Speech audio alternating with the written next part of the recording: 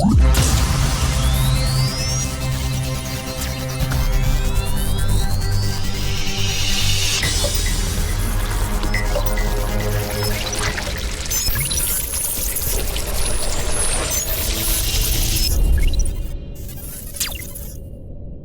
excited to have you join us on this edition of the show. One burning issue on the minds of millions of Nigerians is the national identity number registration in the heat of a second wave of COVID-19. If in the era of rapid technological advancement, people have to gather in hundreds and thousands waiting to be captured, then something must be wrong. My guest on the show is one of the pioneers of Nigeria's IT industry, and he joins us to share his thoughts on making the process smoother. This and more coming up right after now. I'm Chukwemeka Agbata. Welcome to Tech Trends.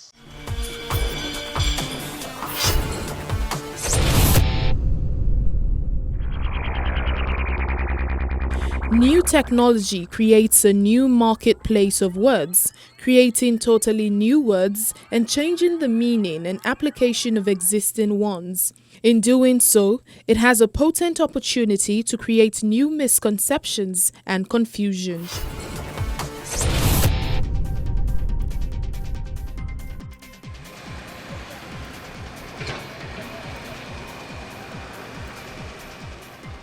According to McKinsey & Company, since the 1990s, construction productivity has declined in some markets, with large projects across asset classes typically taking 20% longer to finish than scheduled and up to 80% over budget. Same source also states that the construction industry is among the least digitized. But today, there are software and mobile solutions to help manage every aspect of a construction project, like that of LiveVent by Construct Technology Limited. John Oamen with his team have developed the platform to help bridge the gap in the procurement of building materials for projects while fostering transparency. Almost anybody that knows anything about construction knows that construction business is really hard business. And in my years in construction, I also encountered a lot of the difficulties that we face, particularly in this part of the world where we have a lot of other, challenges that transcend this space. And so one of the things that we decided to do is to employ technology, which is an enabler, to our processes which already exist, to see how we can make them a lot better. KPMG did a study that said that 80% of construction projects will go over budget.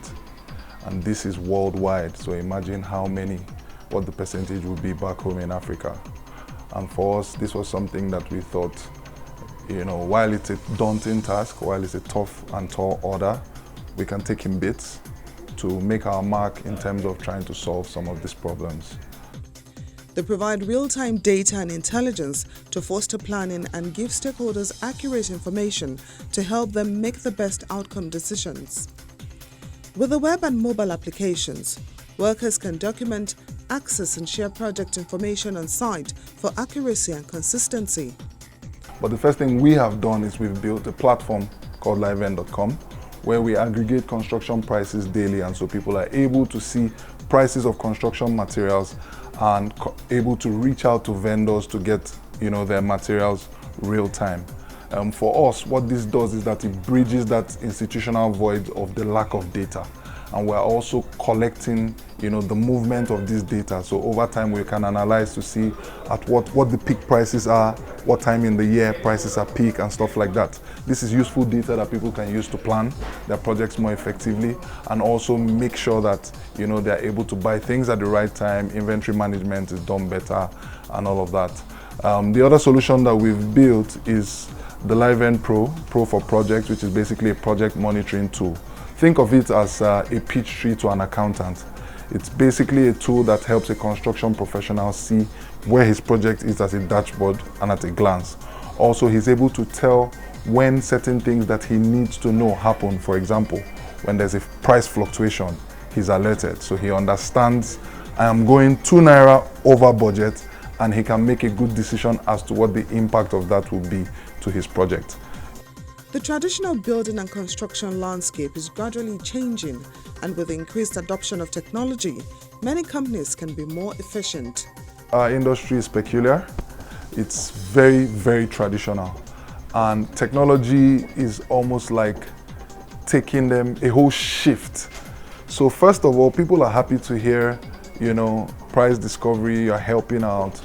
But really, when it comes down to it, we realize that, it's going to take a while for our industry to actually fully embrace technology as a helper. The construction industry is one that isn't fast to adopt new technologies, but as demand grows, companies may have no choice but to embrace new solutions so they can keep up with the trend, and LiveVend, which is arguably the first real estate and construction price delivery platform, is one that supports the entire value chain, the property sector.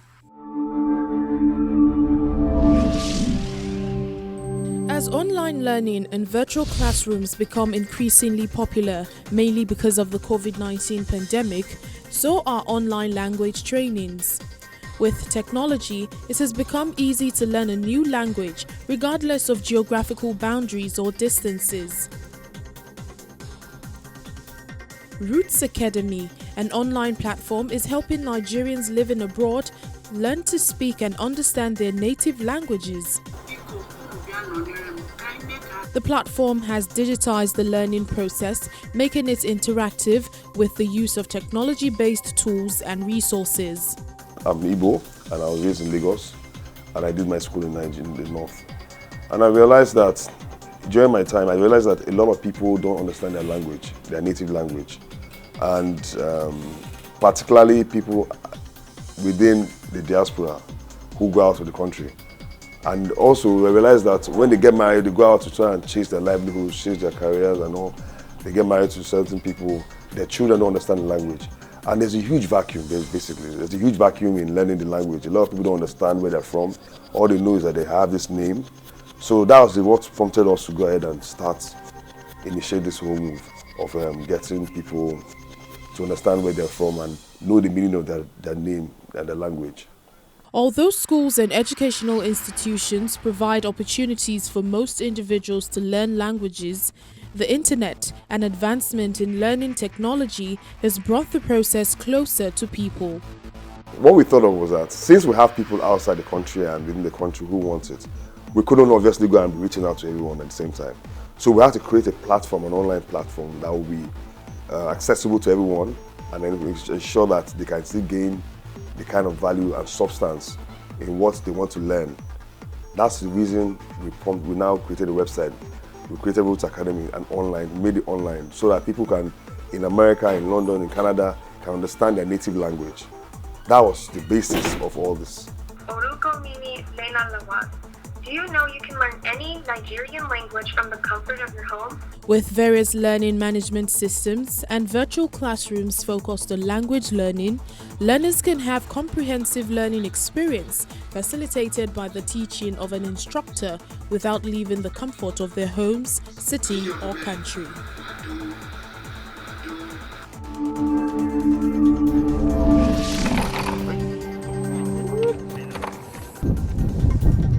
Shoppers in the streets of Tokyo's posh Ginza district can now wash their hands and sterilize their smartphones using hand washing stations that a Japanese startup hopes will revolutionize access to clean water and better hygiene.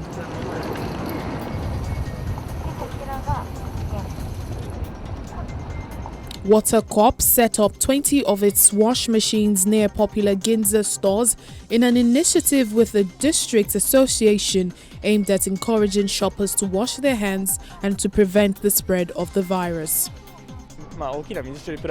We maintained the ability of a large water filtration plant and shrank it to this size, which is 100,000 from the original plant, and put it inside. This is what the product is.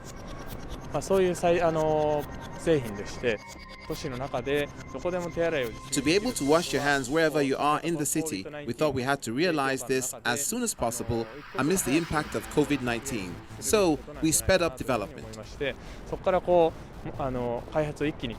The machines don't require connection to running water and don't use fresh and water waste tanks.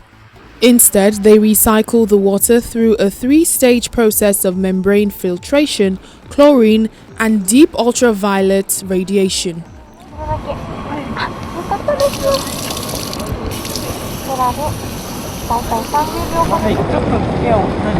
On an average, 20 liters of water provides around 500 washes, and the filters should be changed after 2000. Wash also has a built-in device that cleans smartphones using 20 to 30 seconds of ultraviolet light exposure, the time it takes to thoroughly wash your hands. Touching a dirty phone would negate hand wash efforts. Shoppers were mostly positive. If I use alcohol to disinfect too much, my hands get rough, so I would appreciate it if I can use water.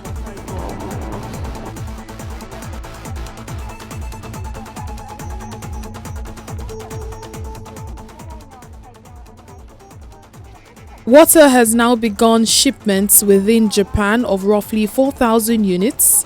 It aims to expand internationally, with many inquiries coming from the United States.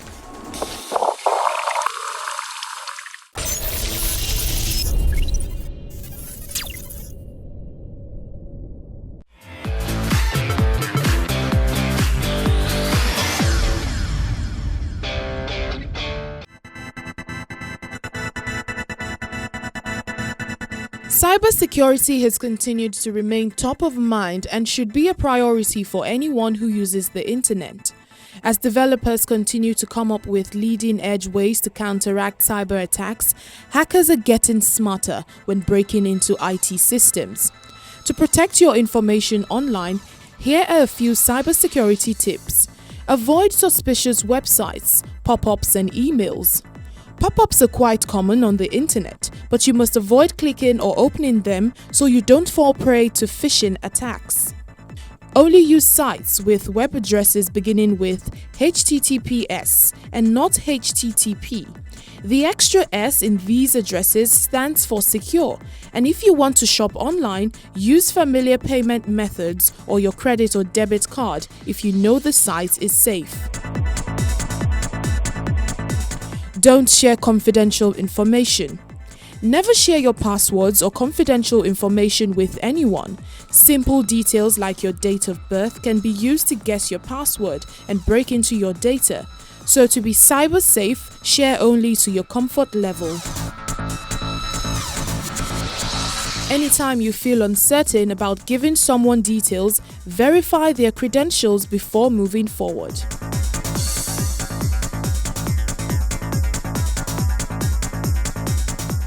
Create strong passwords. Your passwords are like a gateway to your digital identity, so you need to guard them properly by following basic password hygiene, like setting up unique passwords for all of your accounts. That way, if one account is hacked, the others are still secure. Changing your passwords at least every 3 months. Enable two-factor authentication and using a combination of random letters, symbols, or paraphrases among others. Also, avoid sharing your passwords or making them visible to others. Use antivirus software and keep it updated. Antivirus software is your computer's built-in security system. It will defend your device against scams, viruses, and phishing attempts. Whether it's your smartphone or work laptop, keep them updated.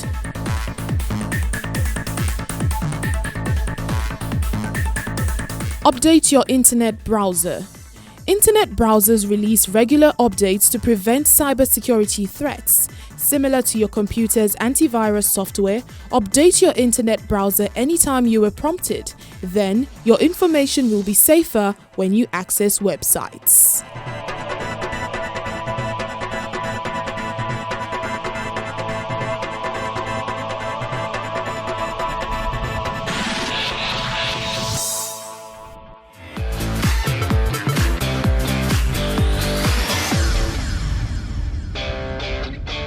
Next is my chat with Chris Uwaje, founder, Mobile Software Solutions. Stay with us.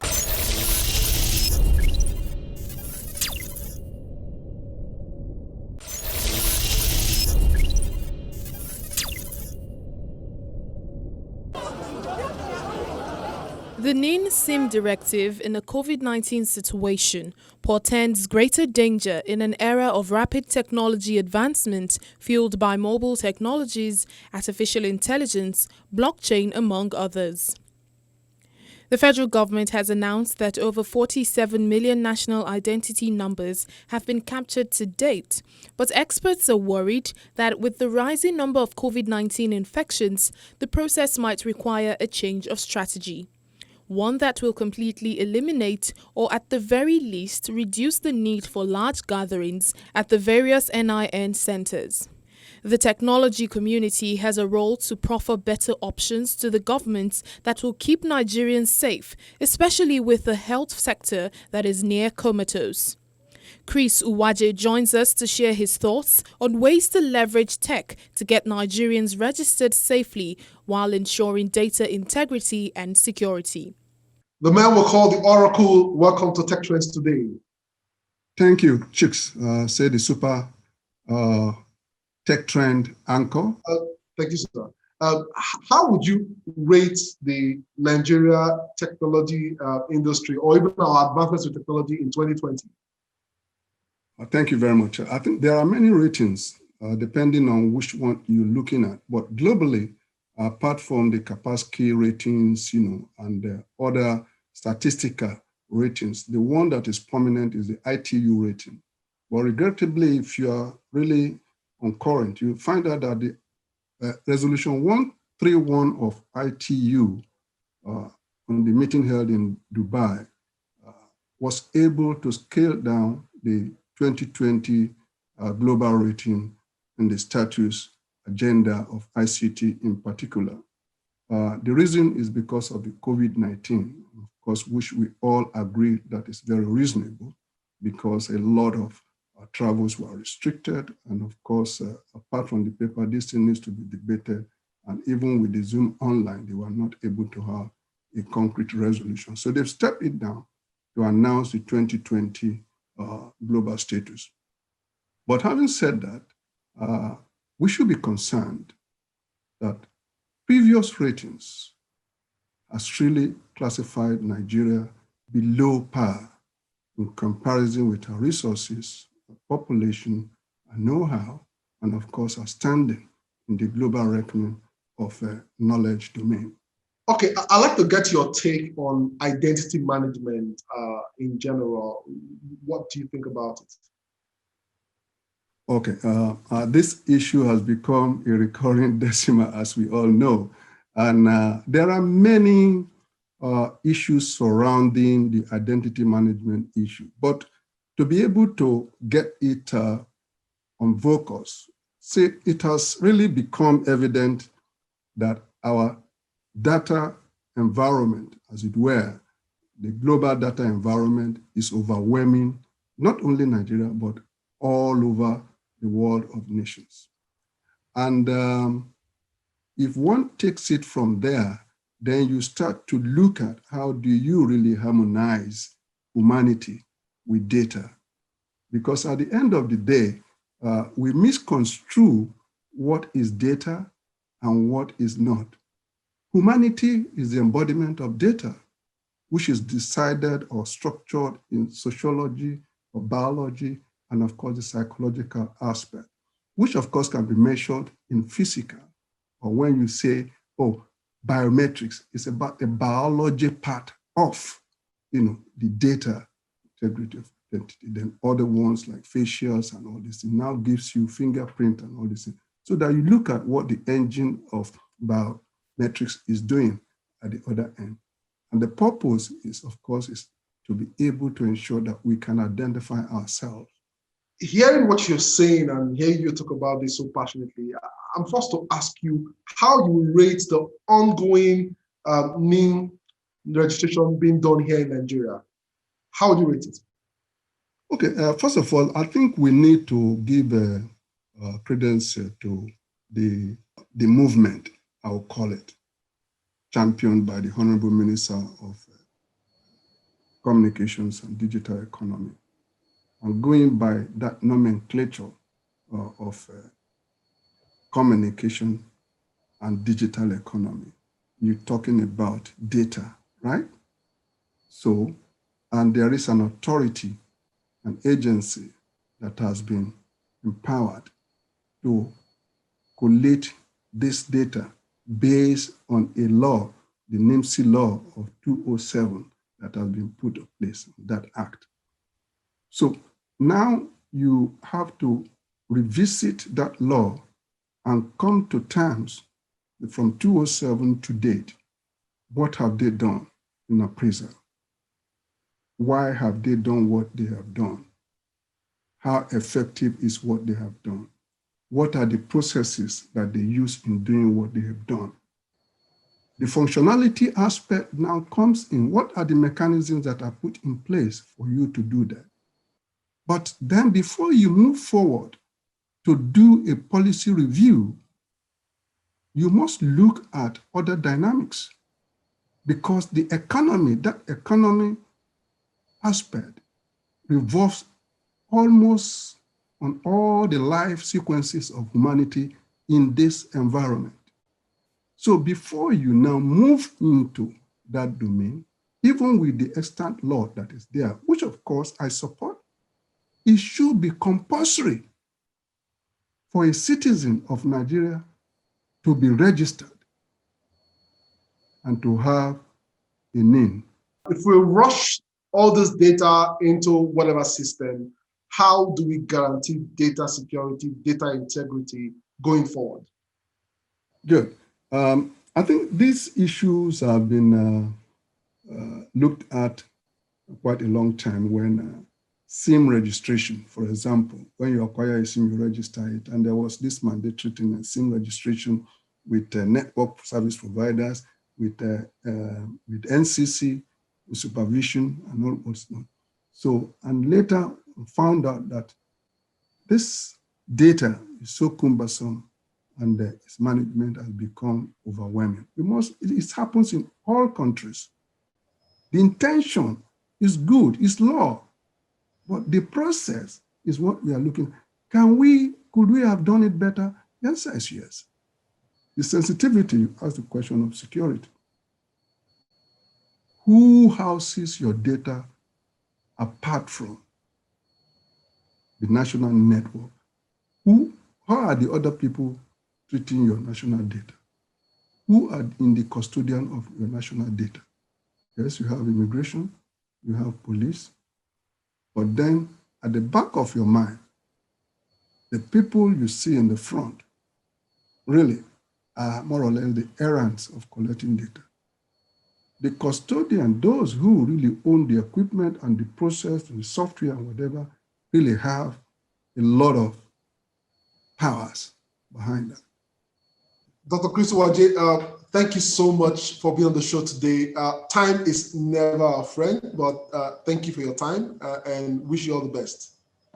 Thank you very much to TechTrend, and of course to our friends out there, especially to our chairman, John Momoh. He has been an inspiration to this country, and of course messaging and digital communication through television and all what he's been doing. He has taken Nigeria to the world stage, and we want to continue to support him to do the best for Nigeria.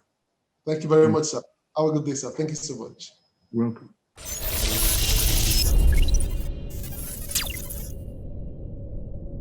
My guest has been Chris Uwaje, founder, Mobile Software Solution, a man who certainly has added immense value to Nigeria's IT industry and continues to do so. I quite agree with him that the national identity number should be compulsory, but we can certainly do better than this, particularly in this period of a second wave of COVID-19 pandemic that is believed to be more deadly.